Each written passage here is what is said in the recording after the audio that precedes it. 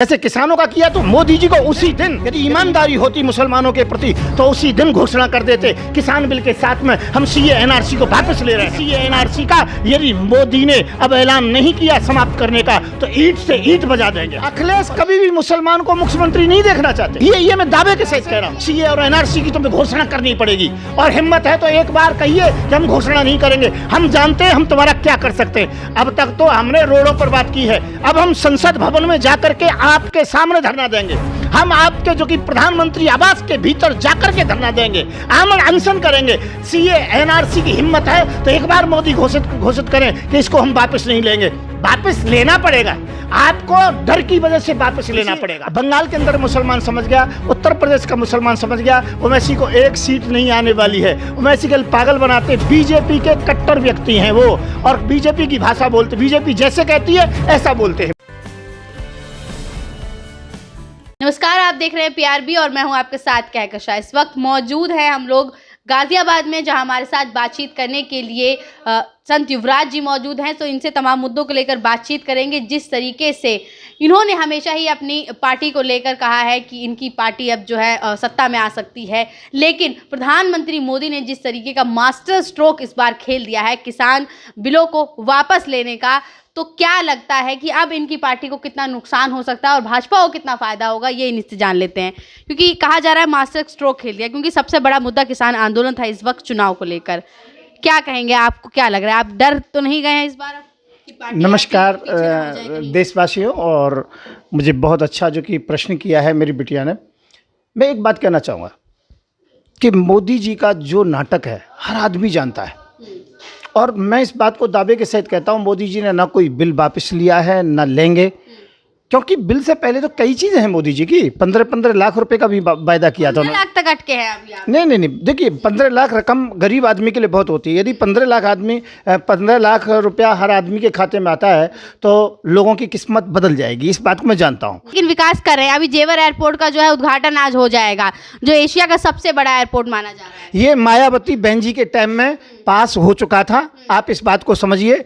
अखिलेश के टाइम में भी ये पास हो चुका था। ये तो लाकर के बाद में यमुना एक्सप्रेस वे, यमुना महारानी है हमारी, यमुना माता है, और ये अटल बिहारी वाजपेयी का को जो कि नाम लगा देते हैं। अटल बिहारी वाजपेयी बड़े हैं या यमुना महारानी बड़ी हैं? ये केवल मूर्खता की बातें करते हैं, ये सांप्रदायिकता की बातें करते हैं। कोई किसान बिल वापस नहीं लिया गया है और ना लिया जाएगा। ये उत्तर प्रदेश के चुनाव देखते हुए और जो कि कई प्रदेशों के चुनावों को मद्देनजर रखते हुए केवल ये घोषणा की गई है। मैं तो ये कहता हूँ ये बिलों को वापस लें, बहुत अच्छा है, हम स्वागत करेंगे, पर बिल कौन से हैं ये तो बताएं। बिल नाम की कोई चीज़ ही नहीं है। अरे बिल पास करते तो ये पास करते कि आधे रेट में बीज मिलेगा, आधे रेट में खाद मिलेगा, किसानों को बिजली फ्री मिलेगी। ये तो बिल भी पास करने के बाद इन्होंने एक बिल दे दिया कि भाई जो भी जहाँ भी अपनी फसल बेचना चाहेंगे तो बेचेंगे। यदि मैं टमाटर मथुरा में उगाता हूँ तो क्या बॉम्बे में जाकर के बेचूंगा? यदि बिल पास करना तो ये कहना चाहिए था कि आप अपना कोई भी फसल देश में कहीं भी बेच सकते हो, वहाँ का ट्रांसपोर्ट का किराया सरकार देगी, तो बिल था। अब ये बताइए कौन पागल है जो अपना यहाँ का माल दूसरी जगह बेचेगा? मैं ये कहना चाहिए इनका कुछ नहीं, इन्होंने केवल पागल बनाया है। एमआरपी, अरे किसान फसल उगा रहा है, सब कुछ है, तो उसे ही जो कि उसका रेट जो कि निर्धारित करने का अधिकार है। तो मैं ये कहना चाहूँगा इनका कोई बिल वापस नहीं हुआ है।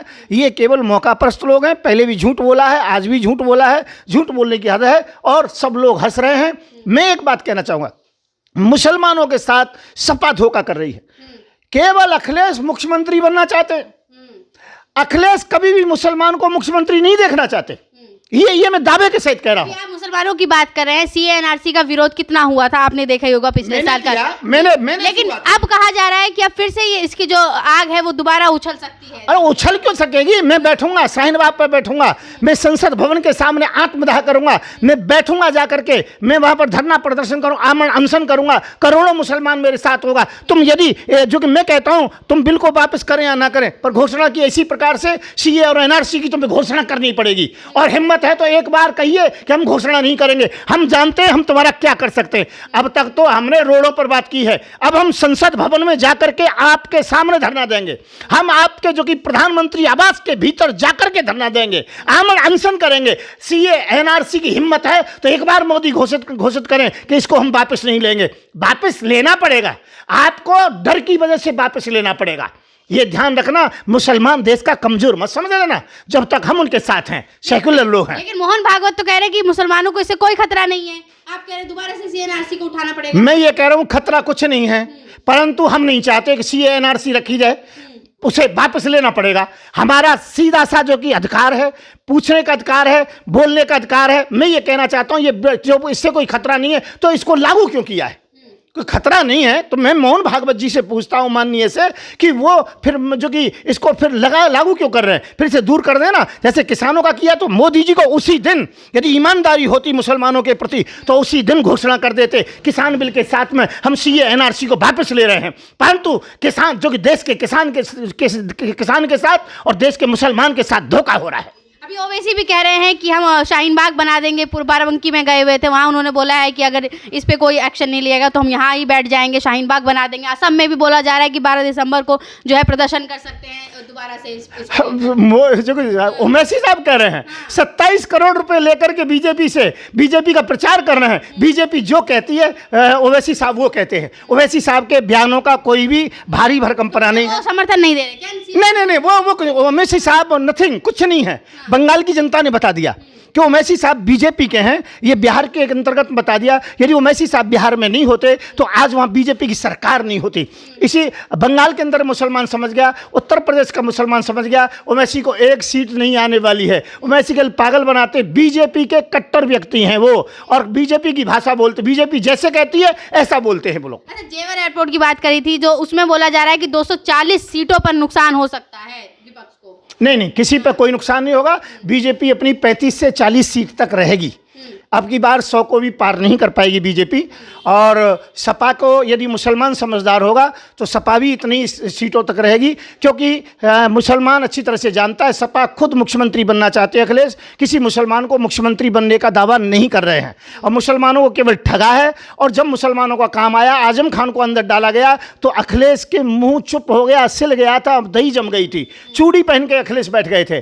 कांग्रेस परिवारवाद है, समाजवादी परिवारवाद है। मैं ये कहना चाहता हूँ भारतीय जन जागृति पार्टी मर्दों की पार्टी है, भारतीय जन जागृति पार्टी शेरों की पार्टी है, भारतीय जन जागृति पार्टी सेकुलर पार्टी है, भारतीय जन जागृति पार्टी हिंदू मुस्लिम सिख ईसाई सबको लेकर के चलने वाली पार्टी है। और भारतीय जन जागृति पार्टी की तरफ से ऐलान है कि सीएनआरसी का यदि मोदी ने अब ऐलान नहीं किया समाप्त करने का तो ईंट से ईंट बजा देंगे हम। और भारतीय जनता पार्टी भी तो राष्ट्रवादी पार्टी है। और भारतीय जनता पार्टी मुझे मालूम है वो क्या पार्टी है। मैं तो अपने पिताजी के इसी बात से दुखी हूँ कि हमारे पिताजी और दीनदयाल उपाध्याय जी, मेरे पिताजी का नाम दीनदयाल शास्त्री, और जो उनके जो भुआ के लड़के दीनदयाल उपाध्याय जी, वो दीनदयाल उपाध्याय जी जो मथुरा में चंद्रभान का नगला है फरे के पास, वहाँ के ये दोनों भाई थे, आराम से रहते। जनसंघ बनाया, जनसंघ बनाने के बाद में इसी जनसंघ का नाम भारतीय जनता पार्टी रख दिया और वो गुजरातियों ने को हैंग कर लिया। मैं ये कहना चाहता हूँ भारतीय जनता पार्टी को हम नेगलेक्ट करते हैं और भाजपा मुक्त भारत करते हैं। जिस प्रकार से भाजपा ने कांग्रेस मुक्त भारत किया है तो भारतीय जन जागृति पार्टी बीजेपी ये वायदा करती है, हम प्रतिज्ञा करते हैं गंगा जल हाथ में लेकर के, हम बहुत जल्दी देश से भारतीय जनता पार्टी से अर्थात भाजपा से मुक्त कर देंगे। अकेले कर सकते हैं आप, अकेले कर हिंदू मुस्लिम सिख ईसाई सब हमारे साथ हैं। हमें किसी पार्टी की जरूरत नहीं, हमें जनता की जरूरत है। वोट जनता देती है, कोई पार्टी नहीं देती है। और हम जाति और संप्रदाय की बात नहीं करते, हम विकास की बात करते हैं। हम काम करेंगे, विकास करेंगे, हम शिक्षा सुरक्षा चिकित्सा पर काम करेंगे। अच्छा, आप मुस्लिमों के समर्थन में हमेशा उतरते रहे हैं, तो कई मुस्लिम वोट पाने के लिए ही तो सीएनआरसी का विरोध दोबारा से नहीं करेंगे? नहीं, ऐसा नहीं है। हम जो कि किसी मुसलमान का जो समर्थन नहीं करते हैं, ना सिख का करते हैं। मैं तो केवल सत्यता की बात करता हूँ। मुसलमान कहीं गलत करते हैं तो उसके लिए गलत कहता हूँ मैं। अब मैंने अभी एक बयान दिया था कि भाई ये जो मदरसों में जो कि पढ़ाई चल रही है खतरनाक है, आरएसएस की जो कक्षाएं चल रही हैं, शाखा चल रही है, खतरनाक है, दोनों बंद होनी चाहिए। तो इसमें मैंने कहाँ से जो कि किसका समर्थन कर दिया? मैं ये कह रहा हूँ न्यूट्रल बात करता हूँ, देश की बात करता हूँ। देश को इंजीनियर चाहिए, आईपीएस चाहिए, आईएएस चाहिए, कंप्यूटर चाहिए, वैज्ञानिक चाहिए। इनके लिए न मौलवियों की ज़रूरत है, न ये चोटी वाले पंडितों की ज़रूरत है, तिलकधारियों की। मैं ये कहना चाहता हूँ हमारे देश के अंतर्गत में पढ़ा लिखा युवा न हिंदू रहता है न मुसलमान रहता है, सेकुलर हो जाता है। सेकुलर की आवश्यकता है। हमारा देश उन्नति तभी करेगा तो भारतीय जन जागृति पार्टी राज्य करेगी देश पर। हमारा अगला प्रधानमंत्री अंबेडकरवादी होगा, मूल निवासी होगा और उत्तर प्रदेश का मुख्यमंत्री मुसलमान होगा। इसके अंतर्गत में कोई शंका नहीं है, मैं दावे के सहित कह रहा हूं। तो ये थे हमारे साथ संत युवराज जी। इनका गुस्सा आप लोगों ने देख ही लिया है और जिस तरीके की बातें इन्होंने रखी और कई खुलासे जो है भाजपा को लेकर और किसान आंदोलन को लेकर किए हैं। क्या लगता है आने वाले समय में कितनी चोट दे पाते हैं, इनकी पार्टी जो है वो कितनी टक्कर दे पाती है भाजपा को या विपक्ष की जो भी पार्टियां हैं, ये देखना काफ़ी अहम होगा। बने रहिए PRB के साथ। धन्यवाद।